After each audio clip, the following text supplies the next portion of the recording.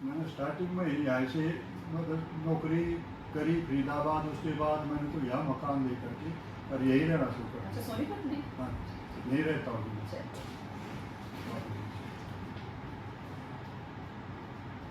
Good morning everyone. आज काफ़ी दिन बाद समय मिला, बच्चे तो बहुत आए बीच में, बहुत सारे बच्चे जो है मिठाई खिला के गए, लेकिन मुझे टाइम नहीं मिला। आज समय था और आज जब से हम ICS कोचिंग सेंटर चला रहे हैं, शायद ये पहली बार है कि सिलेक्शन वाला स्टूडेंट हमारे साथ नहीं है, उसके पिताजी हमारे बीच में हैं, क्योंकि वो स्टूडेंट चला गया है गुजरात में अभी अभी ज्वाइनिंग हुई है। और उनके पिताजी जो हैं कह रहे थे मैं यहीं कुछ काम से आया हुआ था सोनीपत, कहीं बिजली का बिल भरना था, कहीं छुटपुट घरेलू कामकाज थे। तो उन्होंने कहा मुझे इतनी खुशी हुई कि मुझे लगा बता के जाना चाहिए टीचर्स को कि मैं अपने बेटे को जो गुजरात छोड़ के आ गया हूँ उसकी ज्वाइनिंग हो गई है। तो बच्चे तो बहुत आते हैं, लड़कियां बहुत आती हैं, उनके हस्बैंड भी बहुत बार आ जाते हैं, किसी बच्चे के साथ उसकी माँ भी आती है। हम खुश रहते हैं जब बच्चे अपने माँ बाप को भी लाते हैं। पर ये मेरे जीवन में पहली बार मेरा अनुभव है जब स्टूडेंट जिसको हमने पढ़ाया वो हमारे यहाँ नहीं है, क्योंकि वो गुजरात में है, आ नहीं पाया, लेकिन उसके पिताजी जिनका मैं अभी बातचीत कर रही थी, एक बहुत स्ट्रगल से भरा हुआ जीवन जिन्होंने देखा, हरियाणा के सोनीपत के पुरखास गांव से निकलकर ये उस ज़माने में इन्होंने नौकरी की हरियाणा रोडवेज में। और अभी हम बातचीत कर रहे थे तो मैं भी आपकी बातचीत इनसे भी कराऊंगी, क्योंकि जीवन का एक बहुत बेहतरीन अनुभव अंकल जी के पास है जो ये साझा करेंगे हमारे सभी ICS के स्टूडेंट्स और जितने हमारे फेसबुक चैनल पर स्टूडेंट्स हैं या जुड़े हुए लोग हैं उनके साथ। मैं तो फिर भी बातचीत करती रहती हूँ, मेरी बहुत सारी वीडियोस आप देखते रहते हैं। आज हम मिलते हैं पुरखास गाँव के राजवीर जी से, जिन्होंने जीवन में बहुत मेहनत की, इतनी मेहनत की कि जब गृहस्थ जीवन का समय था तब अपने बच्चों को ये कमाने की धुन में, क्योंकि भैया कमाना भी बहुत ज़रूरी है वरना बच्चे पढ़ेंगे लिखेंगे कैसे, घर का खर्च कैसे चलेगा, तो अपने बच्चों को बता रहे थे कि सोता छोड़ के जाते थे, लंबे रूट्स पे ये बसें चलाते थे और जब रात में देर रात में ये लौटते थे तो बहुत बार इनके बच्चों को ये सोता हुआ ही पाते थे। लेकिन एक पिता, भारतीय समाज की जो बनावट है वो इस तरह की है कि पिता का मेन काम है पैसा कमाना और माँ का मेन काम है घर पे बच्चों की देखभाल करना, उनमें अच्छे संस्कार डालना ताकि वो लोग एक अच्छा भविष्य बना सकें और समाज को एक बहुत बेहतरीन दिन माँ बाप मिल के दे सकते हैं एक बेहतरीन पीढ़ी के रूप में। तो हम बात करते हैं राजवीर जी से। सर, राजवीर नाम बताया आपने? हाँ जी। राजवीर सर हमारे बीच में। सर, सबसे पहले अपनी उम्र बताइए। मेरी उम्र जी 69 साल हो गई। 69 साल की उम्र है आपकी। रिटायरमेंट हुए आपको कई साल बीत गए हाँ हैं। जी। अच्छा सर, कहाँ नौकरी करते थे आप? मैंने अपनी ज्वाइनिंग फरीदाबाद करी थी। रोडवेज में? हाँ जी। अच्छा, तब आप किस रैंक पे लगे थे? कंडक्टर के रूप। कंडक्टर के रूप में। फिर आप रिटायर हुए एक लंबी सर्विस देके, किस उससे रिटायर हुए सर आप? इंस्पेक्टर से। इंस्पेक्टर से। तो कैसा रहा सर जीवन का अनुभव? कितने बच्चे हैं आपके पास? 3 बच्चे हैं। 3 बच्चे हैं। और आपकी रिहाइश कहाँ थी? सोनीपत में थी। अच्छा, पुरखास छोड़ के आप सोनीपत आ गए हाँ थे। जी। ठीक है। तो आपने फिर कैसा जीवन रहा सर? अब आज आपके तीनों बच्चे जो हैं नौकरियों में हैं। पहले बताइए क्या क्या करते हैं आपके बच्चे? मेरा बड़ा लड़का जो है बैंक में है जी। बैंक में काम करता हाँ है। जी। ठीक है। दूसरी लड़की UDC बिजली बोर्ड में है जी। अच्छा, बेटी इनकी UDC है, अपर डिवीजन क्लर्क बिजली बोर्ड में, हरियाणा में। ये सोनीपत ही है। अच्छा, सोनीपत ही है। बहुत हाँ जी। बढ़िया सर। हाँ। चलिए, और तीसरा बेटा? ये जगह जी नवोदय विद्यालय, जवाहर नवोदय विद्यालय, गुजरात में। हाँ जी। तो सर, आप भी दूसरी स्टेट घुमाए बेटे के कारण? हाँ जी, इनको लेकर गया जी। कैसा अनुभव रहा सर? बहुत कैसे अच्छा। टीचर्स मिले वहाँ? बहुत अच्छा जी, हमारा वहाँ टीचर इतने अच्छे मिले और हमारी जो है जी हर एक ने अपने घर पर के अपने क्वार्टर पे बुला करके बहुत अच्छा स्वागत कराया जी। प्रिंसिपल मिले, वाइस प्रिंसिपल मिले, सभी ने हमारा बहुत अच्छा वो कराया, हमारे को पहले खाना खिलाया, सभी को जो है उनको पूरा भरपूर सहयोग दिया। भरपूर सहयोग दिया हाँ। जवाहर नवोदय विद्यालय वालों हाँ। ने। बहुत बढ़िया संस्था है सर। बहुत। आपका बेटा किस पोस्ट पे सेलेक्ट हुआ यहाँ? हिंदी TGT हिंदी में। अच्छा, TGT हिंदी। हाँ। क्या पढ़ाई कर रखी थी सर आपके बेटे ने? MA BEd था जी। MA BEd। और उसको आप हमारे पास जब लाए थे तो आपके मन में था कि ये सिलेक्ट हो जाएगा? देखो जी, हमारे मन में ये था कि यहाँ से अच्छी पढ़ाई मिलेगी, अच्छा जो है मतलब है सारा शिक्षा मिलेंगी, अच्छी तरह जो है ये पढ़ाई, बहुत बढ़िया सेंटर चला रही थी, बहुत बढ़िया। सभी आदमी इसी उसमें उम्मीद में रहते कि ICS सबसे बढ़िया सेंटर है। थैंक यू सर, ये हमारे लिए गर्व की बात है। हाँ। जब आप उसको लाए थे तो वो उसका मन था पढ़ने का कि नहीं था पढ़ने का बेटे का? खूब था जी, वो पहले भी कोचिंग ले रहा था, यहाँ भी ले रहा, मैंने दिल्ली भी दिवाई उसको। अच्छा। दिल्ली सिर्फ आने जाने की वजह से परेशान रहा करता, जी, 2 जी, घंटे 3 घंटे रेल में खराब होया करती आन में जान में। जी।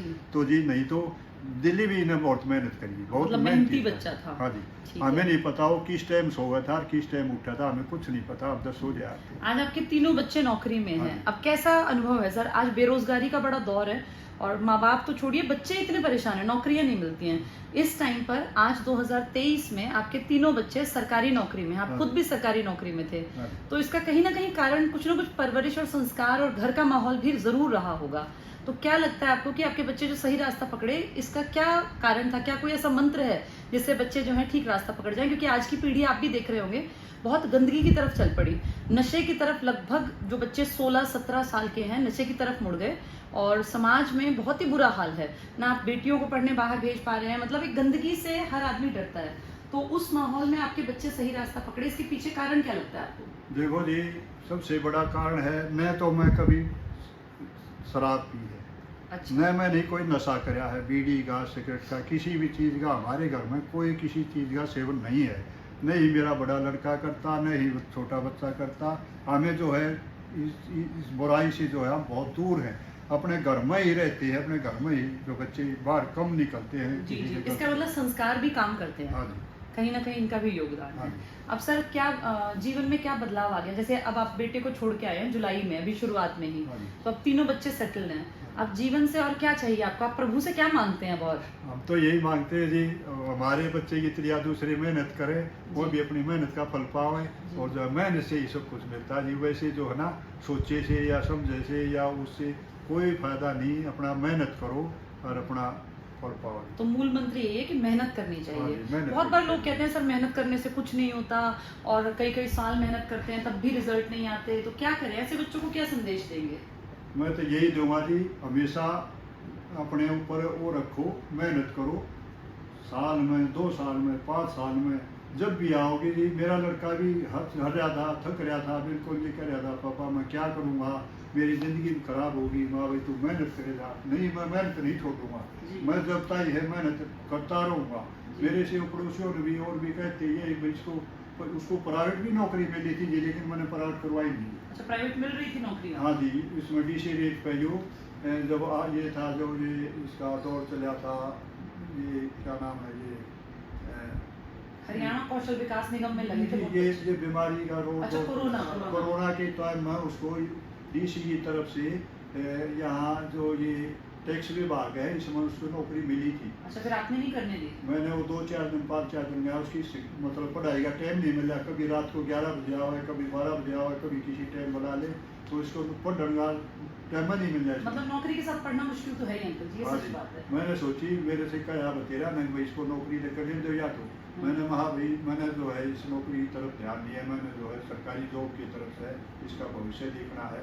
मैंने जो इस नौकरी से या उससे कोई फायदा नहीं, मैं अपना पैसा और लगा लूँगा या जो भी कुछ। सर सबसे बड़ी संपत्ति बच्चे हैं, हाँ। जिसके बच्चे काबिल बन गए ना। हाँ। मैं तो अभी आपको कह रही थी कि आपने जरूर कुछ अच्छे कर्म किए हैं, आप आज यहाँ इस धरती पर ही स्वर्ग में बैठे हैं सर।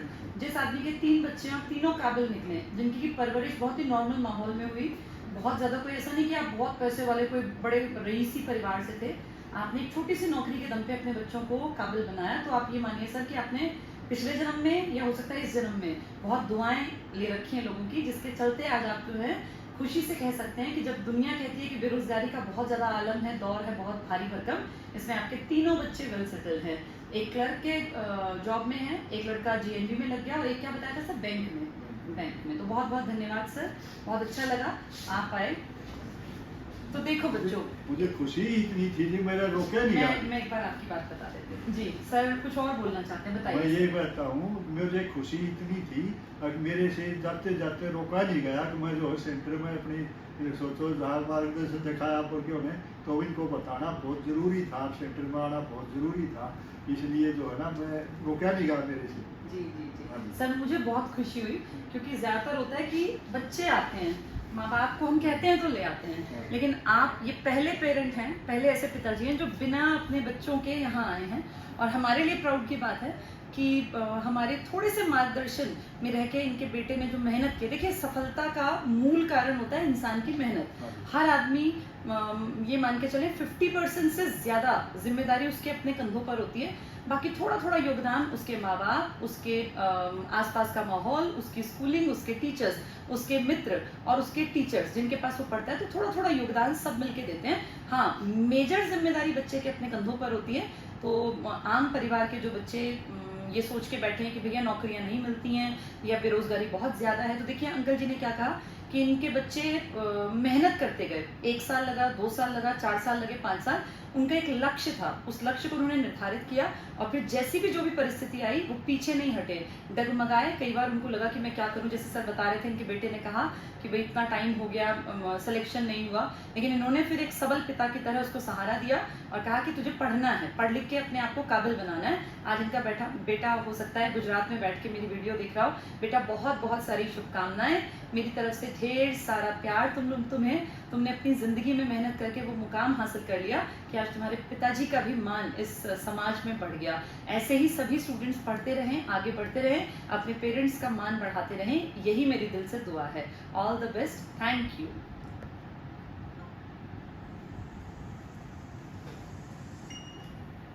आवाज